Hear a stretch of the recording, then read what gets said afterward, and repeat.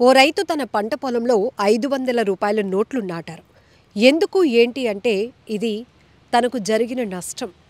తన బాధను ఎంతమందికి చెప్పుకున్నా, తన కష్టాన్ని చూడమని అధికారులకు విన్నవించుకున్నా ఎవరూ పట్టించుకోకపోవడంతో ఇలా వినూత్న రీతిలో తన నిరసన తెలిపాడు. రాజస్థాన్ నాగౌర్ డిస్ట్రిక్ట్కి చెందినటువంటి మల్లారం బవారి అనే ఓ రైతు పత్తి పంట సాగు కోసం బ్యాంకులో ₹1,00,000 లోన్ తీసుకున్నాడు. అయితే భారీ వర్షాలు, తరచుగా వర్షాలు కురుస్తూ ఉండటం వల్ల తన పంట పూర్తిగా నష్టపోయాడు. ఈ నష్టాన్ని భరించలేనటువంటి అతను అధికారుల చుట్టూ తిరిగాడు.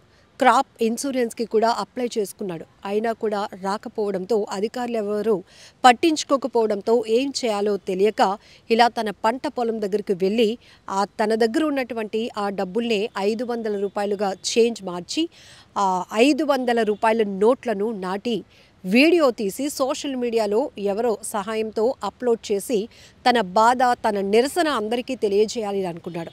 సో ఈ వీడియో కాస్త ఇప్పుడు సోషల్ మీడియాలో వైరల్ కావడంతో నెటిజన్లంతా కూడా ఈ రైతు కష్టాన్ని చూడండి, తన సమస్యని పరిష్కరించండి అంటూ అధికారులకు రిక్వెస్ట్ చేస్తున్నారు.